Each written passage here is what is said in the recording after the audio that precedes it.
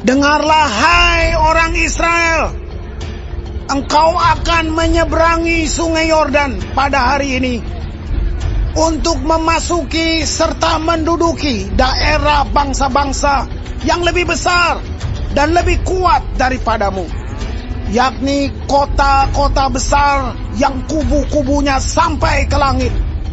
Suatu bangsa yang besar dan tinggi, orang enak, yang kau kenal dan yang tentangnya kau dengar orang berkata, siapakah yang dapat bertahan menghadapi orang enak?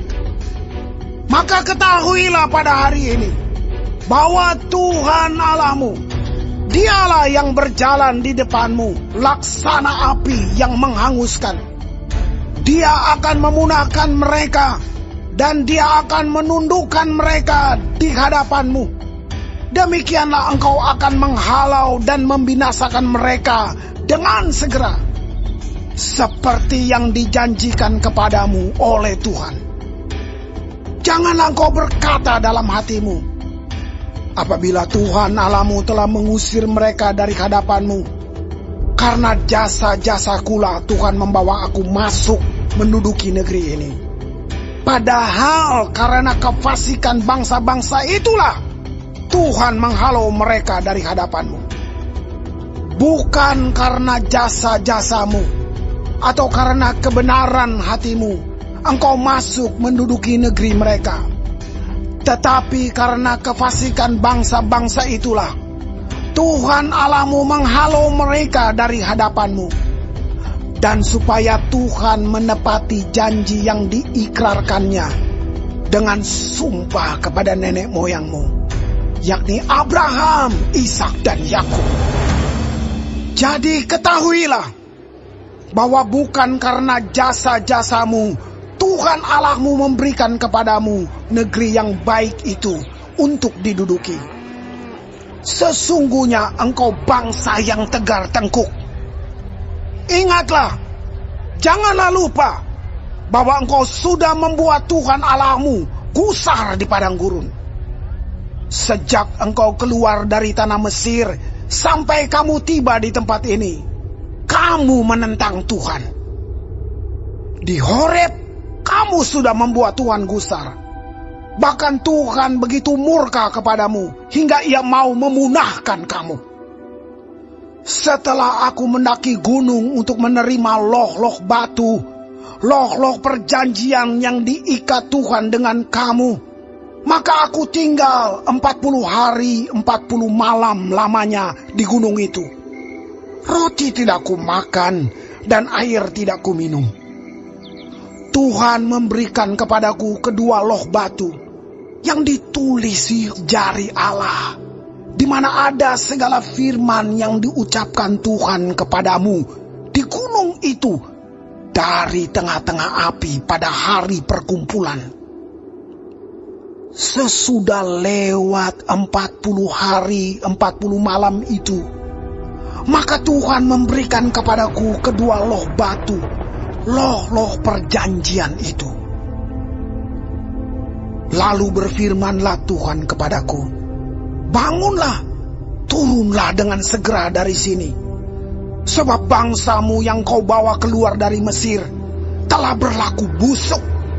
Mereka segera menyimpang dari jalan yang kuperintahkan kepada mereka. Mereka telah membuat patung tuangan. Lagi Tuhan berfirman kepadaku, telah kulihat bangsa ini, dan sesungguhnya mereka adalah bangsa yang tegar tengkuk.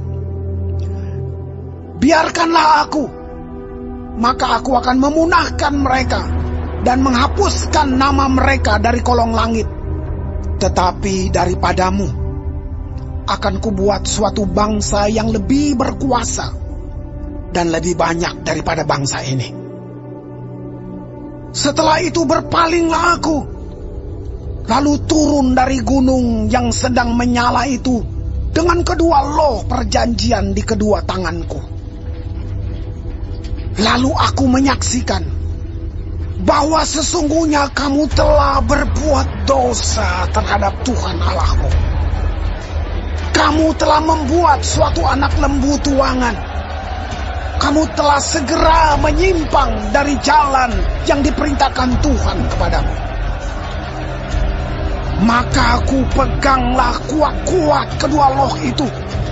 Kulemparkan dari kedua tanganku. Kupecahkan di depan matamu. Sesudah itu aku sujud di hadapan Tuhan. 40 hari 40 malam lamanya. Seperti yang pertama kali. Roti tidak kumakan dan air tidak kuminum. Karena segala dosa yang telah kamu perbuat.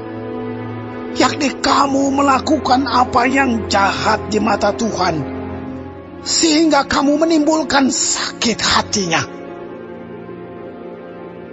Sebab aku gentar karena murka dan kepanasan amarah yang ditimpakan Tuhan kepadamu. Sampai ia mau memunahkan kamu. Tetapi sekali ini pun Tuhan mendengarkan aku. Juga kepada Harun Tuhan begitu murka hingga ia mau membinasakannya. Maka pada waktu itu aku berdoa untuk Harun juga. Tetapi hasil perbuatanmu yang berdosa, yakni anak lembu itu, kuambil, kubakar, kuhancurkan, dan kugiling baik-baik sampai halus, menjadi abu. Lalu abunya kulemparkan ke dalam sungai yang mengalir turun dari gunung. Juga di Tabera, di Masa, dan di Kibrot Ta'awa, kamu selalu membuat Tuhan gusar. Dan ketika Tuhan menyuruh kamu pergi dari Kades Barnea dengan berfirman, majulah dan dudukilah negeri yang kuberikan kepadamu itu, maka kamu menentang titah Tuhan Allahmu. Kamu tidak percaya kepadanya dan tidak mendengarkan suaranya. Bahkan kamu menentang Tuhan sejak aku mengenal kamu. Maka aku sujud di hadapan Tuhan 40 hari 40 malam lamanya. Aku sujud karena Tuhan telah berfirman akan memunahkan kamu. Dan aku berdoa kepada Tuhan. Kataku, ya Tuhan Allah, janganlah musnahkan umat milikmu sendiri yang kau tebus dengan kebesaranmu dan yang kau bawa keluar dari Mesir dengan tangan yang kuat. Ingatlah kepada hamba-hambamu, kepada Abraham, Ishak dan Yakub. Janganlah perhatikan ketegaran bangsa ini, ataupun kefasikannya dan dosanya. Supaya negeri dari mana engkau membawa kami keluar, jangan berkata, sebab Tuhan tidak dapat membawa mereka masuk ke negeri yang dijanjikannya kepada mereka. Dan sebab bencinya kepada mereka, maka ia membawa mereka keluar untuk membunuh mereka di padang gurun. Bukankah mereka itu umat milikmu sendiri, yang kau bawa keluar dengan kekuatanmu yang besar, dan dengan lenganmu yang teracung?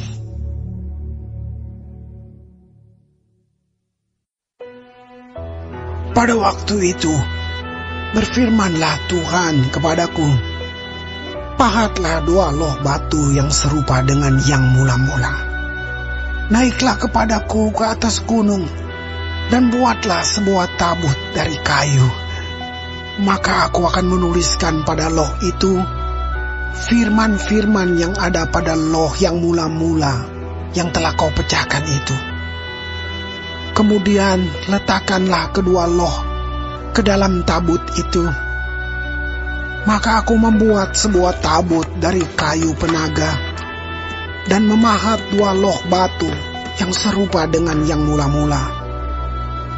Kemudian aku mendaki gunung dengan kedua loh itu di tanganku. Dan pada loh itu ia menuliskan sama dengan tulisan yang mula-mula, ke-10 firman yang telah diucapkan Tuhan kepadamu di atas gunung dari tengah-tengah api pada hari kamu berkumpul. Sesudah itu Tuhan memberikannya kepadaku. Lalu aku turun kembali dari atas gunung, dan aku meletakkan loh-loh itu ke dalam tabut yang telah kubuat.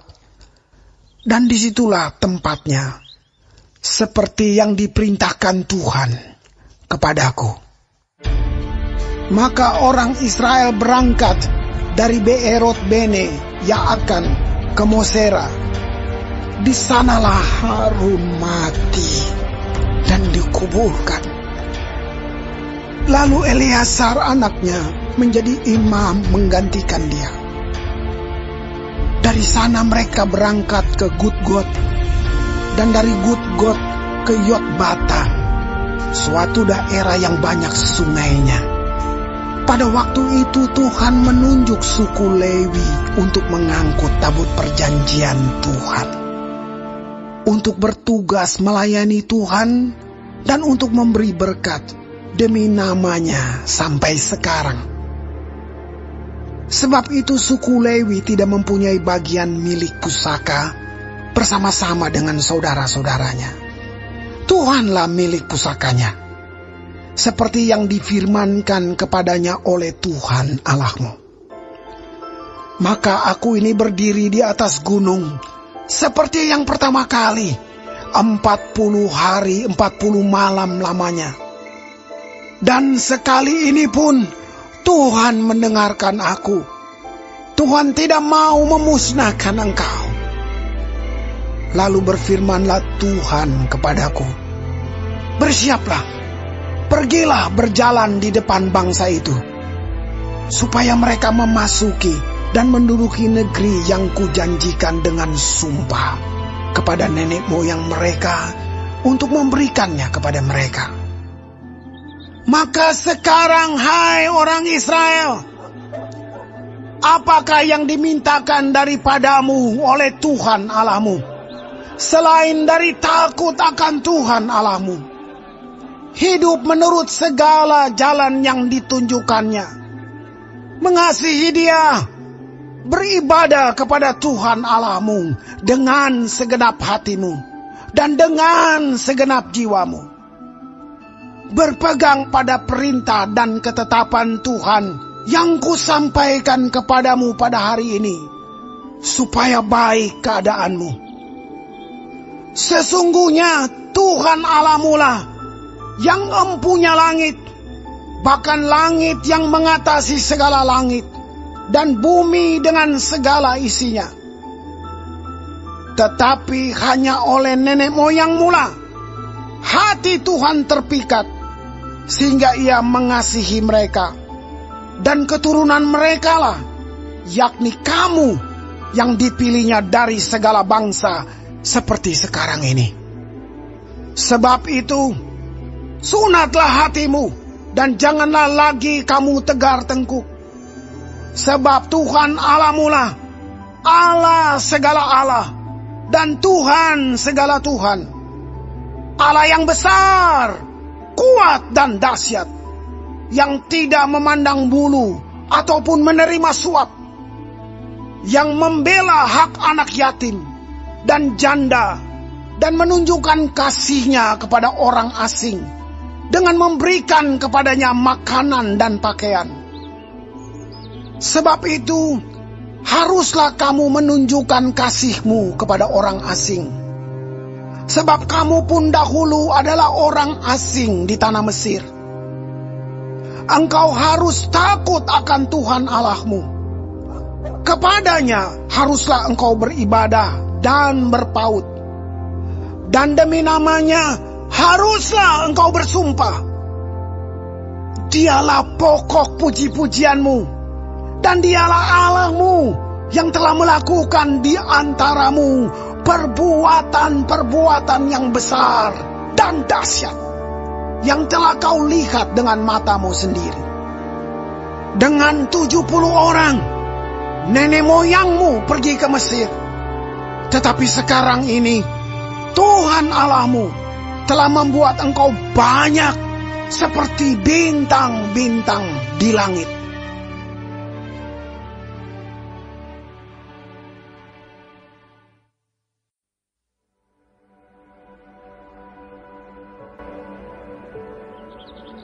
Bukan kepada kami, ya Tuhan, bukan kepada kami, tetapi kepada nama-Mu lah beri kemuliaan, oleh karena kasih-Mu, oleh karena setia-Mu.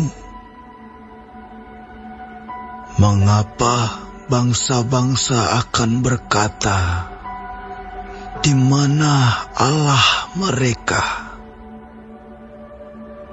Allah kita di sorga. Ia melakukan apa yang dikehendakinya. Berhala-berhala mereka adalah perak dan emas, buatan tangan manusia. Mempunyai mulut, tetapi tidak dapat berkata-kata. Mempunyai mata, tetapi tidak dapat melihat. Mempunyai telinga, tetapi tidak dapat mendengar. Mempunyai hidung, tetapi tidak dapat mencium. Mempunyai tangan, tetapi tidak dapat meraba-raba. Mempunyai kaki, tetapi tidak dapat berjalan, dan tidak dapat memberi suara dengan kerongkongannya. Seperti itulah jadinya orang-orang yang membuatnya, dan semua orang yang percaya kepadanya. Hai Israel, percayalah kepada Tuhan. Dialah pertolongan mereka dan perisai mereka. Hai kaum Harun, percayalah kepada Tuhan. Dialah pertolongan mereka dan perisai mereka. Hai orang-orang yang takut akan Tuhan, percayalah kepada Tuhan. Dialah pertolongan mereka dan perisai mereka. Tuhan telah mengingatkan kita. Ia akan memberkati kaum Israel, memberkati kaum Harun, memberkati orang-orang yang takut akan Tuhan, baik yang kecil maupun yang besar. Kiranya Tuhan memberi pertambahan kepada kamu dan kepada anak-anakmu. Diberkatilah kamu oleh Tuhan yang menjadikan langit dan bumi. Langit itu langit kepunyaan Tuhan, dan bumi itu telah diberikannya kepada anak-anak manusia. Bukan orang-orang mati akan memuji-muji Tuhan, dan bukan semua orang yang turun ke tempat sunyi. Tetapi kita akan memuji Tuhan sekarang ini dan sampai selama-lamanya. Haleluya.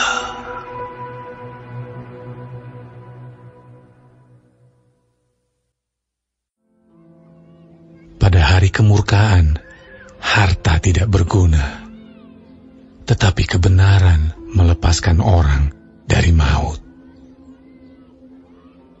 Jalan orang saleh diratakan oleh kebenarannya, tetapi orang fasik jatuh karena kefasikannya. Orang yang jujur dilepaskan oleh kebenarannya, tetapi pengkhianat tertangkap oleh hawa nafsunya. Pengharapan orang fasik gagal pada kematiannya, dan harapan orang jahat menjadi sia-sia.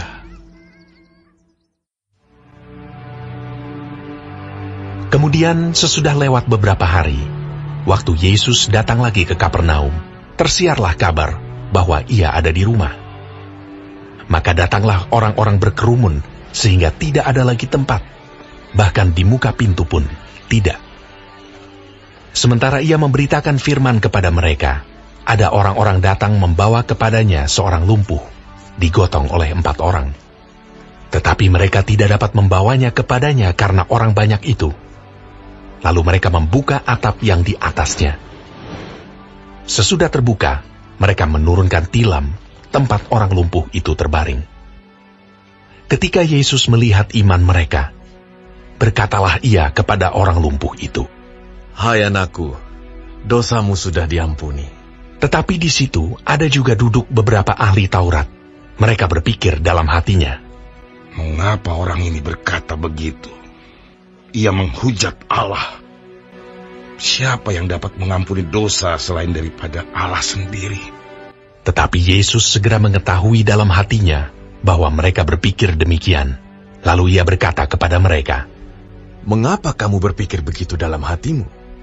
Manakah lebih mudah mengatakan kepada orang lumpuh ini, 'Dosamu sudah diampuni,' atau mengatakan, 'Bangunlah, angkatlah tilammu dan berjalan'? Tetapi supaya kamu tahu bahwa di dunia ini, Anak Manusia berkuasa mengampuni dosa." Berkatalah ia kepada orang lumpuh itu, "Kepadamu kukatakan, bangunlah, angkatlah tempat tidurmu, dan pulanglah ke rumahmu." Dan orang itu pun bangun, segera mengangkat tempat tidurnya, dan pergi keluar di hadapan orang-orang itu, sehingga mereka semua takjub, lalu memuliakan Allah. Katanya, "Yang begini belum pernah kita lihat." Sesudah itu, Yesus pergi lagi ke pantai danau, dan seluruh orang banyak datang kepadanya. Lalu ia mengajar mereka.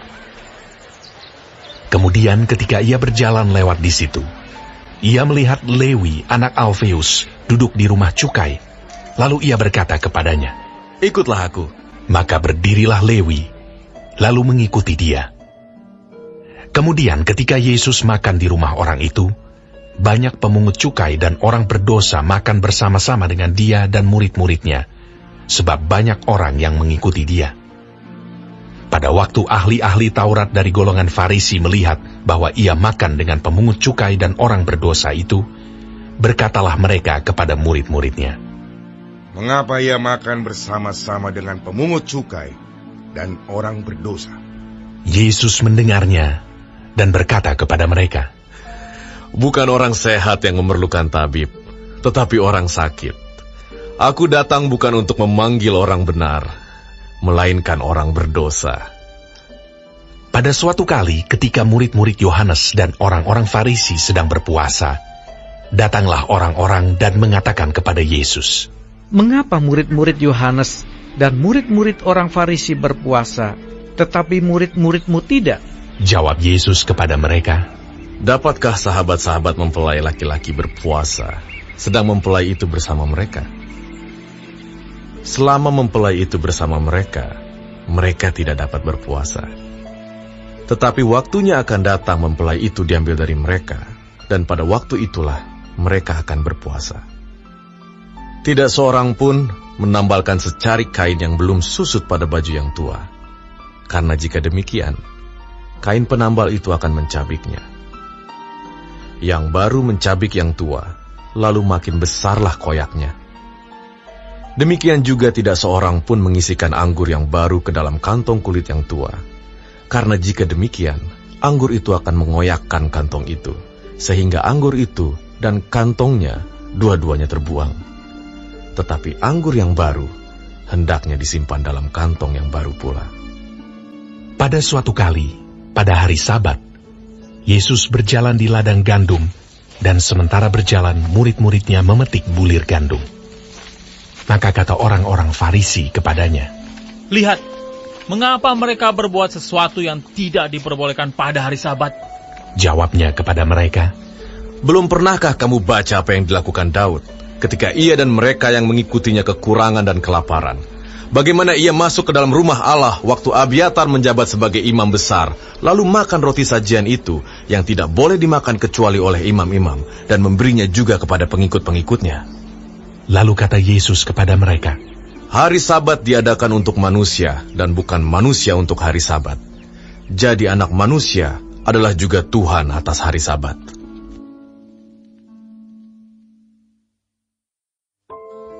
Aku telah mengambil keputusan di dalam hatiku, bahwa aku tidak akan datang lagi kepadamu dalam duka cita. Sebab jika aku mendukakan hatimu, siapa lagi yang dapat membuat aku menjadi gembira, selain Dia yang berduka cita karena aku? Dan justru itulah maksud suratku ini, yaitu supaya jika aku datang, jangan aku berduka cita oleh mereka, yang harus membuat aku menjadi gembira. Sebab aku yakin tentang kamu semua, bahwa sukacitaku adalah juga sukacitamu. Aku menulis kepada kamu dengan hati yang sangat cemas dan sesak, dan dengan mencucurkan banyak air mata. Bukan supaya kamu bersedih hati, tetapi supaya kamu tahu betapa besarnya kasihku kepada kamu semua. Tetapi jika ada orang yang menyebabkan kesedihan, maka bukan hatiku yang disedihkannya, melainkan hati kamu sekalian. Atau sekurang-kurangnya, supaya jangan aku melebih-lebihkan hati beberapa orang di antara kamu. Bagi orang yang demikian, sudahlah cukup teguran dari sebagian besar dari kamu, sehingga kamu sebaliknya harus mengampuni dan menghibur dia, supaya ia jangan binasa oleh kesedihan yang terlampau berat. Sebab itu aku menasihatkan kamu, supaya kamu sungguh-sungguh mengasihi dia. Sebab justru itulah maksudnya aku menulis surat kepada kamu, yaitu untuk menguji kamu, apakah kamu taat dalam segala sesuatu. Sebab barang siapa yang kamu ampuni kesalahannya, aku mengampuninya juga. Sebab jika aku mengampuni, seandainya ada yang harus kuampuni, maka hal itu kubuat oleh karena kamu di hadapan Kristus, supaya iblis jangan beroleh keuntungan atas kita, sebab kita tahu apa maksudnya. Ketika aku tiba di Troas untuk memberitakan Injil Kristus, aku dapati bahwa Tuhan telah membuka jalan untuk pekerjaan di sana. Tetapi hatiku tidak merasa tenang, karena aku tidak menjumpai saudaraku Titus. Sebab itu aku minta diri dan berangkat ke Makedonia. Tetapi syukur bagi Allah, yang dalam Kristus selalu membawa kami di jalan kemenangannya. Dengan perantaraan kami, Ia menyebarkan keharuman pengenalan akan Dia di mana-mana. Sebab bagi Allah, kami adalah bau yang harum dari Kristus di tengah-tengah mereka yang diselamatkan dan di antara mereka yang binasa. Bagi yang terakhir, kami adalah bau kematian yang mematikan, dan bagi yang pertama bau kehidupan yang menghidupkan. Tetapi siapakah yang sanggup menunaikan tugas yang demikian? Sebab kami tidak sama dengan banyak orang lain yang mencari keuntungan dari firman Allah. Sebaliknya, dalam Kristus kami berbicara sebagaimana mestinya, dengan maksud-maksud murni, atas perintah Allah dan di hadapan